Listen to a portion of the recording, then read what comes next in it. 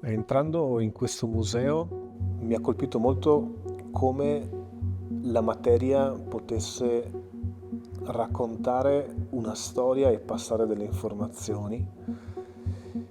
E nelle comunità antiche l'artigiano era al centro della comunità, perché attorno a lui ruotavano le possibilità di portare avanti la vita attraverso anche gli oggetti che non erano mai solo funzionali, ma erano anche una connessione con la terra, una connessione con lo spirito. Io credo che oggi l'artigianato possa avere la stessa importanza ed è per quello che è nata l'idea di realizzare questo progetto in collaborazione con questi 4 artigiani che lavorano 4 materie diverse, quindi il bronzo, la ceramica, il tessuto e il vetro.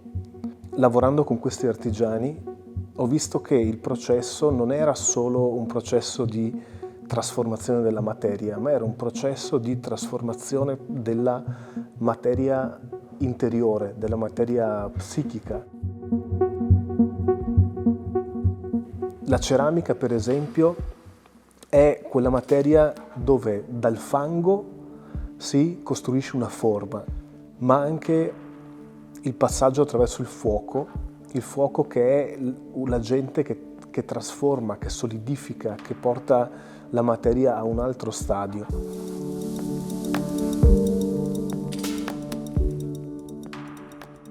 Lavorare l'argilla per me è un po' come dipingere su una tela bianca, ecco, dai una forma a qualcosa che non ce l'aveva e dopodiché su quella forma il vaso, che spesso è quello da cui io inizio, lì racconto una storia. Il vaso è il contenitore per eccellenza e quindi raccoglie, contiene gli elementi, cioè, naturalmente anticamente il grano, l'acqua, anche la stessa aria come abbiamo visto, e il fuoco, le lanterne. Il ventre materno è quello in cui si contiene la vita.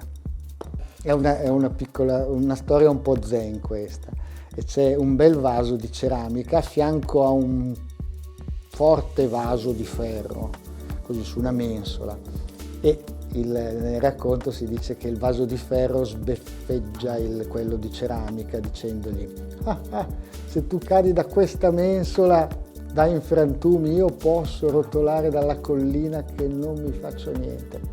Passano 2000 anni e un archeologo trova un bellissimo vaso di ceramica e un mucchietto di ruggine.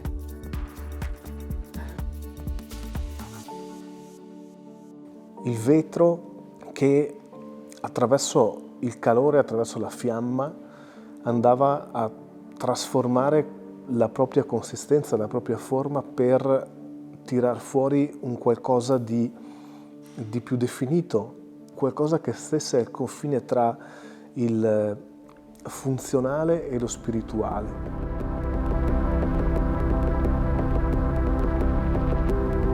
Lavorare il vetro significa tutto. Il vetro è diventato ormai come un'estensione delle mie dita. Quello che rende l'artigianato contemporaneo secondo me così interessante è il fatto di poter raccontare delle storie attraverso gli oggetti. Io per gran parte della mia carriera mi sono dedicato a creare delle opere che fossero parte di un cabinet de curiosité. E ritrovarmi dentro a quel museo per fare un progetto è stato davvero emozionante, perché lì è veramente un cabinet de curiosité conservato come era stato creato. Io e Marco ci siamo confrontati parecchio sul fatto di partire appunto dalla collezione del museo per sviluppare dei pezzi che fossero in dialogo con essa. il filo conduttore forse di tutto il lavoro è stato il mantenere la simbologia etrusca come parte fondamentale degli oggetti, alla quale io ho cercato di aggiungere la mia conoscenza su oggetti di varie epoche legati un po' all'alchimia della vetreria scientifica del Cinquecento, piuttosto che a qualche oggetto di estrazione più veneziana. Spero che il mio contributo al progetto Acacia sia quello di far conoscere il vetro in ambienti in cui questo materiale non è ancora conosciuto.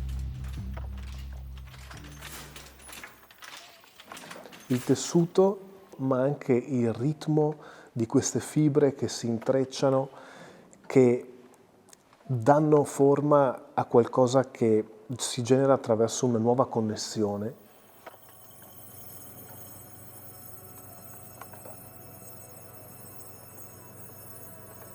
Per me la tessitura non è una parola né un'azione, è un suono, perché io fin da piccola mi ricordo questo suono meraviglioso dei telai che hanno accompagnato la mia infanzia.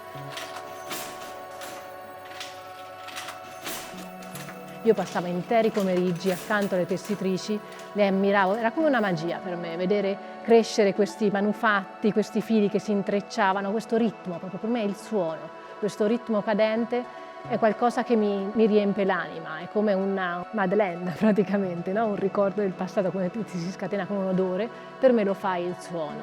Poter andare a ricercare, a scavare, a ricercare appunto queste tecniche antiche, questa connessione con il manufatto, perché comunque la tessitura è uno dei primi manufatti al mondo e quindi è legatissimo ovviamente all'archeologia, perché quando gli uomini scolpivano le loro punte delle frecce, le donne intrecciavano magari delle foglie per creare delle ceste per raccogliere la frutta o i tuberi, quindi è una cosa che noi abbiamo nel nostro DNA e poter andare a ritroso alla scoperta è per me un'occasione imperdibile. Questo progetto ha anche un lato quasi di confronto, scontro.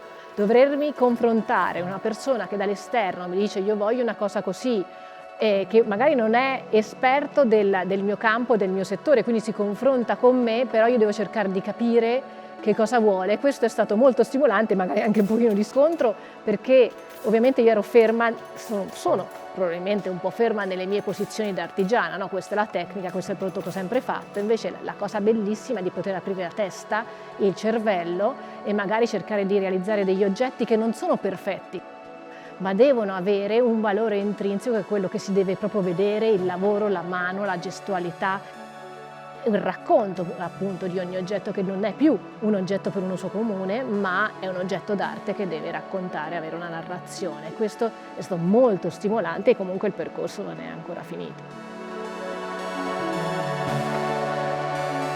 Il metallo, che anche lui attraverso il fuoco andava a trasformarsi in qualcosa che potesse raccontare una storia nuova.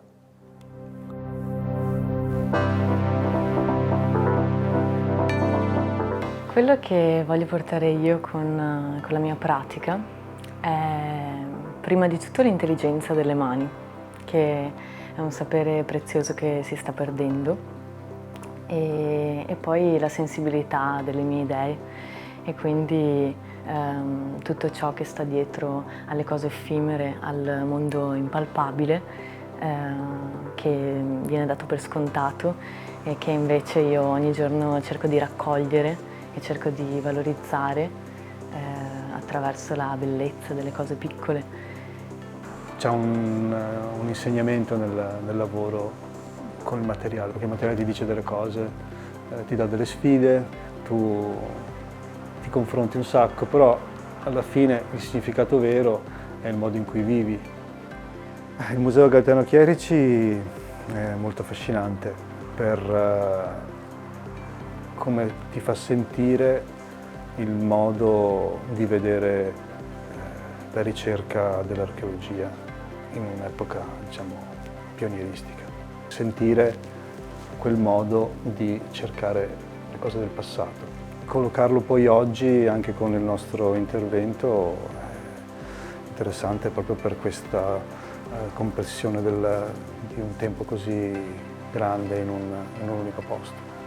Io ci terrei molto con questo progetto a riportare quest'anima. Vorrei riuscire a riportare l'empatia che abbiamo avuto entrando nel progetto insieme.